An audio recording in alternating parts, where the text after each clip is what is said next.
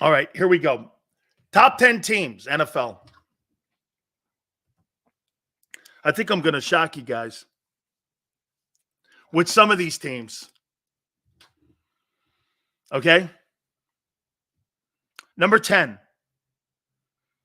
What an absolutely phenomenal and sensational coaching job.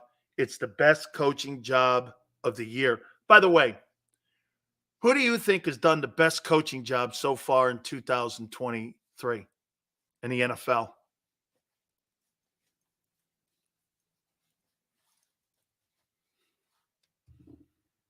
Okay. D'Amico Ryans, Texans, good night. What a fun environment. What a fun place. And I think, get this, and I think that there is something to be said about Nick Caserio not being in New England anymore. And he's with the Texans as their general manager. I think there's a lot to be said about that when you're looking at where and how that football team's being constructed. He is just doing one hell of a job. Congratulations. And by the way, it's a great statement for minority coaches because hopefully we start to see more. And I hate saying that because I don't want a black coach. I want the right coach, but that comes once again from a white guy. So you got to remember the context of it all. It's easy to say that when you don't face adversity of having the extra stumbling block to have to overcome or the extra hurdle. So that's why when you hear an asshole commentator make a comment like that, always remember, well, you don't have to run. When you have to run the 4x100 hurdles, I have to jump over an extra hurdle. You don't. My entire life as a coach and a coaching prospect, as a black coach, I have one more hurdle to jump over than you. I always will, whether it's time or opportunity. I don't get enough time, nor do I have enough opportunity. So I have to jump over an extra hurdle, Sills. And I know this. And to see where D'Amico Ryans is right now, I hope it leads to more opportunities. And what I mean by that is also we have to have more assistant coaches that are minority coaches and the assistant, and I'm talking OCs and DCs, needs to be more in the NFL if you want to make that process and the Rooney Rule look like it's worth the shit. Congratulations to you. It just makes the league look better when we're promoting all. You can't have an 80% black league and have 2% coaches coaching them. That number is not right. It needs to be 50-50 down the line. Then we could stop that conversation. Number 9, Seahawks. Stumbled a little bit last week because of Geno getting injured. But I really like the Seahawks. I think they got a good football team. Okay? Smokey. It's not preaching. You see, somebody like Smokey here, that's a guy right there that doesn't like to hear what's also part of sports. It's not preaching. It's pointing out. I'm not preaching to you. Pointing out. And I will point that out like I have for 35 years of my broadcasting career. Until I'm done, I will always point that out. And some hate it, like Smokey. I don't care. 9 is the Seahawks. Number 8, I got the Buffalo Bills. They're desperate. They're good, but they're just not consistent. Okay? They're just not consistent enough for me to call them a championship pedigree. By the way, they were one of my football teams to make it to the Super Bowl. I still think they're in the conversation. Okay? But I got the Bills here at 8. Number 7, Dougie P. I got the Jaguars here at 7. Would this be a fair comment Do you think the Jags and the Lions have a lot in common with one another? Would you compare them, Jags and Lions, when it comes to whether or not you think they're a championship pedigree team? Jags and Lions, right? They kind of remind me of each other, the Jags and Lions. They're kind of similar to me. Number 6. Hold on. You know what's crazy? I played for the Cowboys. I mean, but I just do not buy them. You know, I had some of my funnest times and some of my most horrific memories when I was in Dallas. You know, Jimmy didn't bring me to Dallas. Coach Landry did. Landry brought me to Dallas. I got there the year before in the final 4.5 games of the year. I was on IR, and I got there at the end of the year. In '88, I was on the Cowboy roster. And I went all the way through the following year. So I was there for almost a full year in Dallas. And I still can't buy this thing. I just can't. Okay. I got the Chiefs 5. If you can't score in the second half, how can you win a Super Bowl? Remember I said Kansas City wouldn't make it back to the Super Bowl? I don't know, man. Maybe they won't. You can't. Hey, that wasn't an Eagle thing last night. They haven't scored points, I think, 3 straight games now in the second half. I mean, when's the last time the Chiefs scored some? This is kind of who they are. Right? I got the Lions 4. I'm still trying to figure them out. Here are the top 3 teams in the NFL. Number 3, I got the 49ers. And here's their asterisk. Well, when they're healthy, could they be the best team in the NFL? When I hear people talk like that, I'm like, if you should do an if list, Sills, you should do an if list. Anyone that you hear say, like Colin Cowherd, well, everyone knows the 49ers have the best roster when healthy. Anytime you hear that and they're not healthy, that's an irrelevant conversation because it's not reality. When healthy, well, that's part of an NFL season when healthy. You're not taking all the dynamics into it.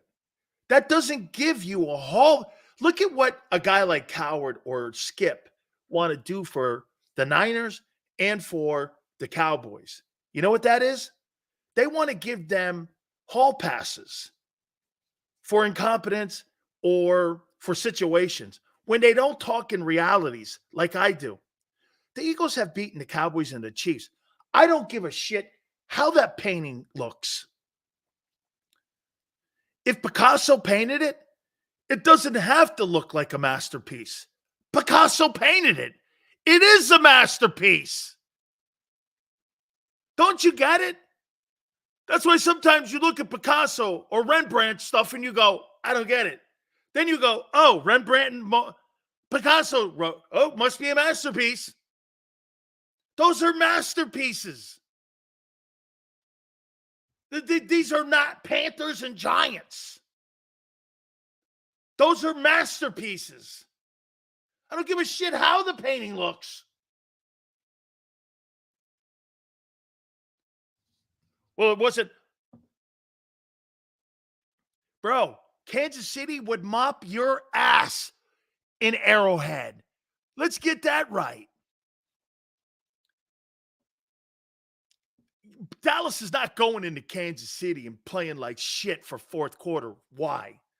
Let me put it to you this way. If Dallas were to go in and play like the Eagles played for 50 minutes last night, what would have happened? What am I doing? I'm surrendering like they did in Arizona.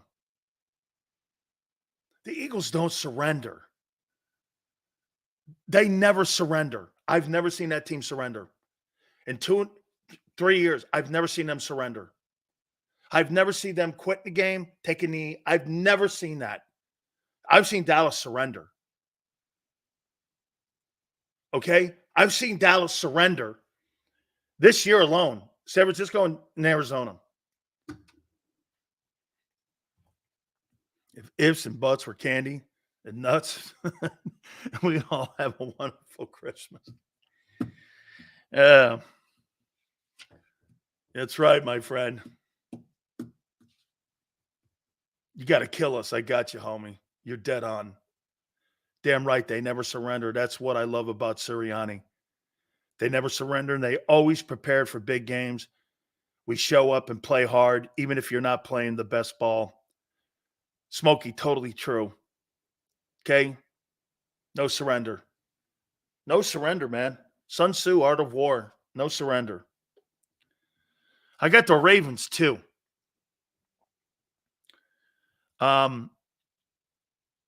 Boy, I'll tell you, this thing's trending, Raiders and Ravens. Raiders and Ravens in the Super Bowl would be unbelievable. Unbelievable. You could have 2 MVP winners. One guy from a couple years back and a new one, and both 27 and 25 years old. Okay? Still disrespecting the 49ers. 49er guy wants me to give him respect and credit for being injured and losing 3 in a row. You don't get credit for that guy. What ifs and, well, we were healthy and this and that. You don't get credit for that. You get extra credit for being 9-1 and winning a shitty game that you played last night and winning that. That's how you get extra credit with me. You don't get extra credit for someone doing this. You drop 3 in a row, then you want me to turn around and go, hey, you know, Sills, we would have won those games if we were healthy. You don't get that. I don't know that. I'm not a genie. I don't rub the lamp and shit. And, you know, if I did that, man, you'd never see me again because I would try to pick myself lottery tickets. I got the Eagles number 1. It's too much. New favorite player is Hassan Reddick. Made him change the entire blocking scheme last night. Made him have to go from the dude. It was such a subtle thing that Desai did last night. Okay, it was such a subtle thing when he got that sack on the second play, and they basically tried to block him like the Niners did. They had to account for him. So what happened? They were hurting him left, like I said they should, and they hurted him. And they had to change strength and personnel the entire night. It threw him off because that meant Kelsey had to go to the other side and work in the short side of the field. That's why he wasn't open as much. It was so brilliantly done by the player because the player had to get the pressure. This was on the second play of the game. The second play of the game, they changed strength of Kansas City.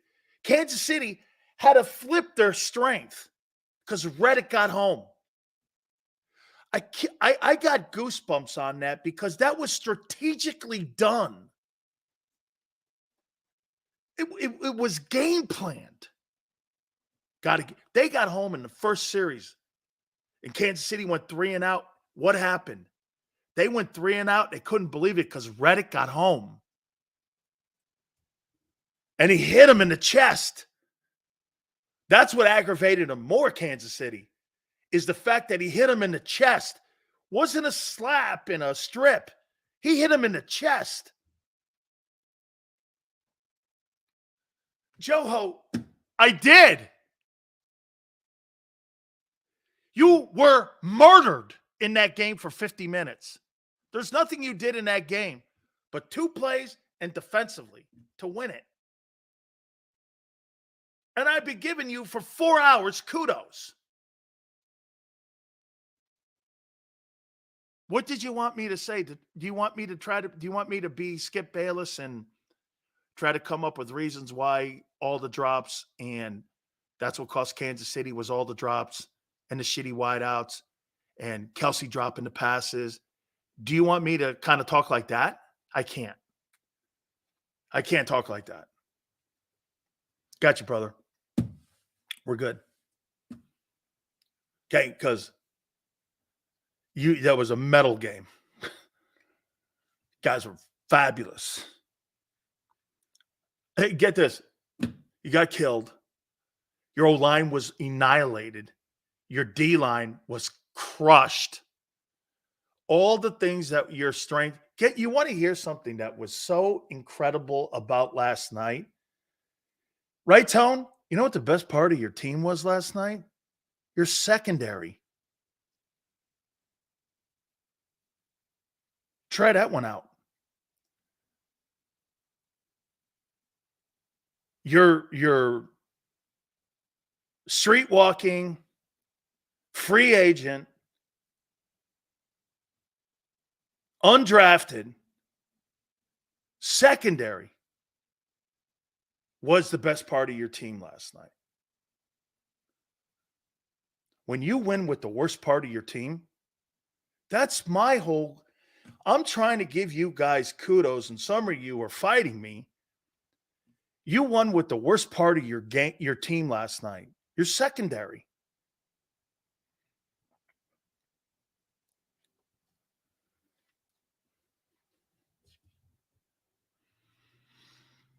The hell, I mean, Travis Swift was a non-factor last night. So Texans at 10, Seahawks at 9,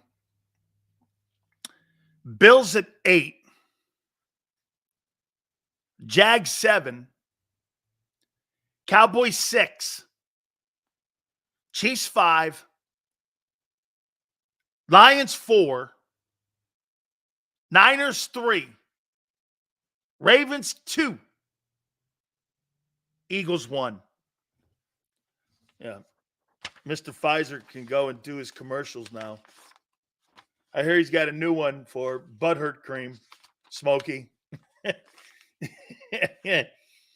No, right? Yes. At some point, we need to appreciate the effort they went into Arrowhead. Oh, absolutely.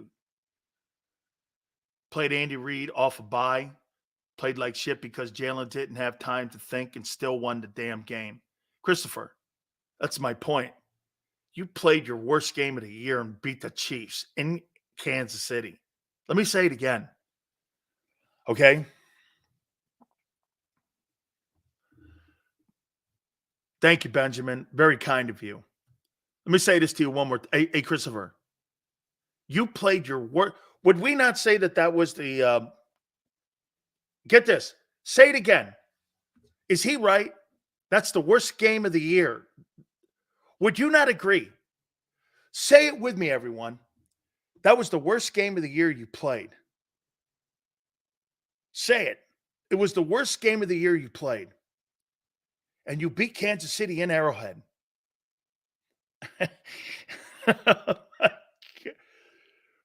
Boy, I don't know. And you played your best game of the year in the Super Bowl and lost. How do you feel?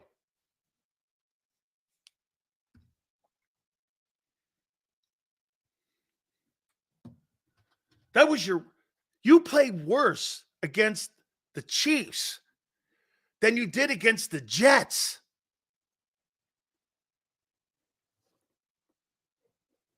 And you won. And you beat Kansas City in Arrowhead. And they were 45-10 in the Mahomes era and never been beaten in November. And Andy Reid is 27-4 off of buys. And you played your worst game of the year. I don't know how that's not motivating.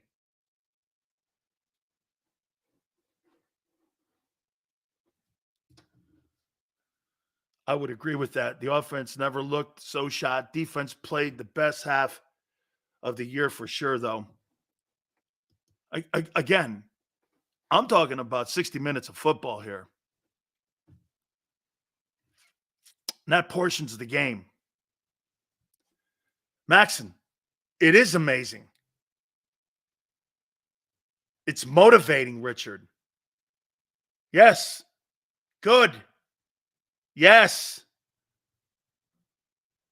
That's when you know you're the team in the league where people, you see how you know what you had Skip Bayless saying today? Kansas City should have won that game. Kansas City should have did this. Kansas City should have did that. That guy dropped this back, and I'm going like this. Holy shit, how many more excuses are you going to make for a team that in the last 8:36 of the game got outplayed?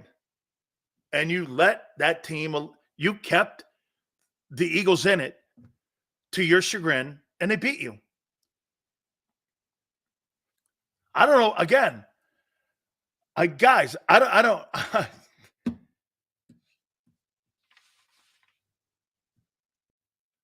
Sills, practicing against it all the time. Do you think the Eagles D knows the secret to stopping the push if someone tried it on them? No. I think it's Jalen Hurts and Jason Kelce. I'll tell you this one more time, though, man. I thought Jalen Carter was going to get that pick. I did. When he died, he goes, I saw it on the internet. And I'm like, what? So he dove through the legs. And when Mahomes went to ground it, it popped up. To me, from now on, I'm going to try that play again. And I'm going to have a linebacker behind him jump and see if he can catch it. Jalen Carter may have changed the way the grounding play is played moving forward. I couldn't believe what I was watching. I thought he was going to get it because it bounced on his arm. If he catches that, that's a pick. It was so stupid and brilliant. I was like, what the hell? I thought he was going to catch that thing, man. I did. All right, let me take a timeout. I'm going to give you my top 10 quarterbacks as I do every Tuesday. It's quite a list. Quite a list. We'll do that next. Hit the like button. Keep it here on the National Football Show.